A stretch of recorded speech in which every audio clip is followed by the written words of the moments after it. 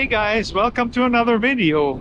My name is George Schlacek and this is a video I'm taking mostly at the Junkyard at the iPull-uPull in Edmonton. I'm coming here for a few final parts that I need for my truck, and one of them you would probably not really want to pick at a junkyard. Well, I'm looking for front shocks.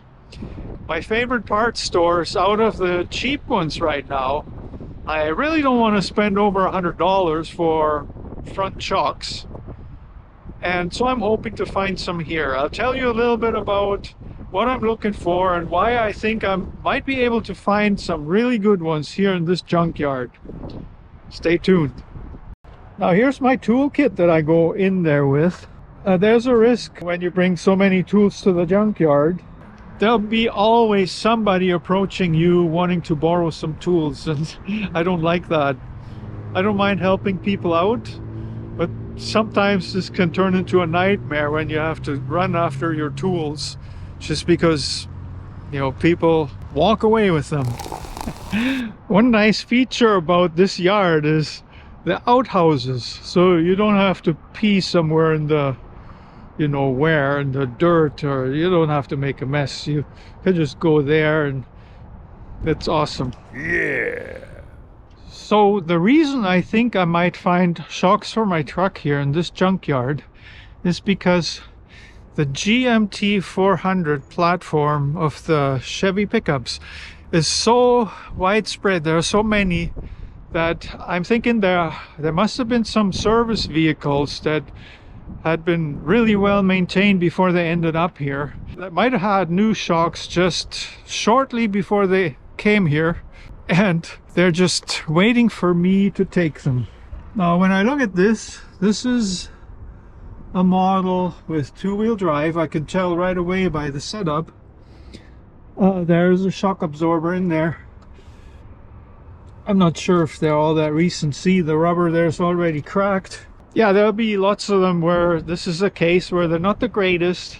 Then there are some that are four-wheel drive that are totally different setup, so these shocks aren't any good to me, so I have to go around and see what I can find. See, this one for example, I mean, I wouldn't take this shock, but you can see the shock tower looks different than what I'm looking for. So yeah, I'll be scrolling around here for a little bit, trying to find the best one. Four-wheel drive. Another one. I wonder about the van. I think that's a different setup altogether. There's another four-wheel drive. Going into the next row.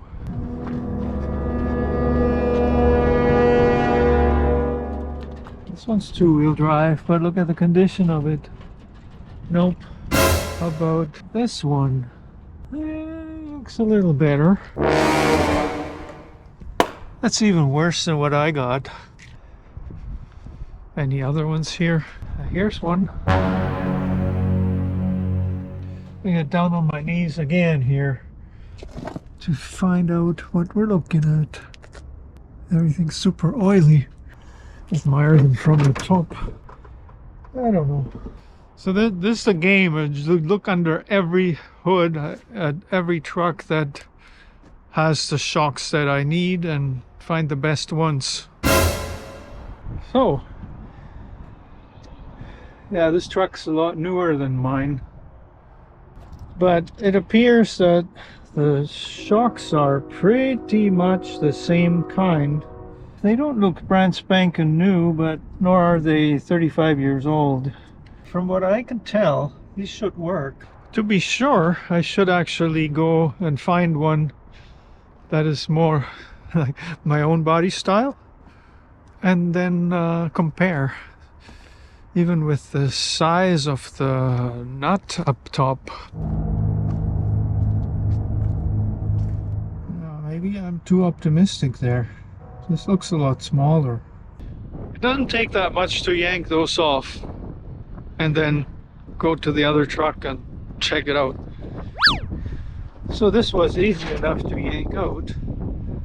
Now I'm going to go back to the other truck and make sure that it's about the same. I don't know about the thickness of these and the distance they are apart, but that could even be modified. The shock is not new, but it looks like it's okay. So unfortunately, this shock that is a lot beefier than what I have on my truck, it's not going to fit because, yeah, everything's pretty much the same, but the control arm, the hole in there wouldn't fit this cover. That is 2¼ inches.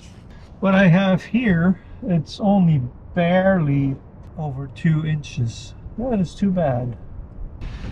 So I wasted 15 minutes or so. Gotta keep looking.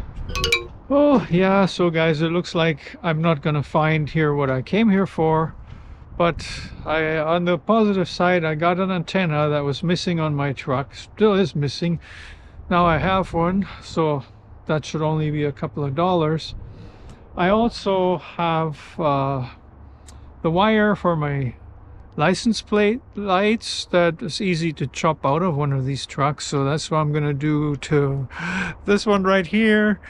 And then I am after a plastic cover in the dash where my Alpine radio is sitting that I want to get rid of, so I'm just going to replace it with a simple cover.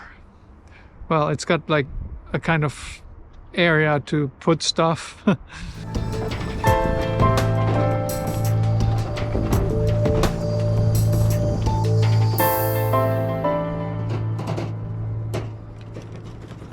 Like I said before, I didn't get what I wanted, but I got something. I don't know how much they're gonna nail me for this.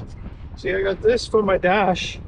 Because on my truck there's a radio here and I don't have this piece, so I'm gonna take that. I got the antenna and the wire for my license plate light. Tried to cut it off as long as I could. So I guess I'll buy some brand new shocks after all. So here I am back in the car after hours. I don't even know how many hours at the junkyard. And I have to tell you today, it probably wasn't really worth my time, but there are two things that I kept forgetting about that I finally got. And the one for the dash, it's really not that important, but there's a piece on my truck where it's got something, there's a radio in there. So I can clean this piece up and it's going to be just like original. Then the other thing is the wire for my license plate light. Obviously, that is something that I need. And I could pick up a brand new connector somewhere with wires, probably at Canadian Tire or Napa or whatever. But I'm thinking here, you know, there's tons of them. Might as well reuse one that's already in a truck. And finally, the antenna, well, it's missing on my truck. So I took one off a GM truck, the same body style. So it means that probably it's going to work just fine. And then I can try out if my AC Delco radio still works. That's going to be exciting. So now I can't wait to get home because I am hungry, number one, and number two, the weather is half decent, so I can still get some work done on that truck. It's Friday afternoon. We've got something planned for tomorrow that it doesn't involve the truck. So then there's Sunday. Like, the time flies, guys. This is the end of September, and I'm coming this close to completing the truck. I spent a lot of money this week on what did I get? I got taillights for it. I got the other day, yeah, I came out of here with 2 tires. So I said I spent a lot of money, not because the tires were expensive. Guys, they were 20 bucks a piece, and it cost $7.50 a piece to take them off. So it's still under 30 bucks a tire. They're decent tires. They're actually dated 2017 with about half the tread left. My rear tires that I had, I discovered some problems with them, so I'll be replacing them. The front ones I have, they look half decent. They look not bad, but the date code on it is quite old. So I don't know about if somebody inspects it. It depends on their mood that day, I guess, or how picky they are. Anyways, if you enjoyed this video, this is what it's like at the iPull-uPull in Edmonton. You get a wheelbarrow. You have to bring your own tools, obviously. You got a whole bunch of vehicles to choose from, and you can go and pick whatever you like. And then the big damages come when you check out. You know, today it only cost me $17 something. Well, for what I got, I don't know if I really got my money's worth, but I would say it's okay. But yeah, I'm getting this truck ready. It's coming so close. So I hope you give me a thumbs up once again for this video as well. And then I'll keep you posted. Of course, I'll keep you posted where this thing goes. I done some body work on it too, and it's starting to look real sharp. Not that that's super important, but in a way it is. In a way it is, I find. If you're not up to date on this series, on how this all started with this truck, well, check out my playlist about it. You're going to love it. Because it's taking you from when I first got the truck, I didn't even have keys for it, to where it is today, where it actually runs quite well, drives. Pretty much everything's working now. So you might want to follow that, you know. Maybe you're planning to get an old vehicle one of these days and slowly fix it up. Well, there's a lot involved. So my playlist can actually get you the right perspective before you jump into that. And I'll see you in the next video.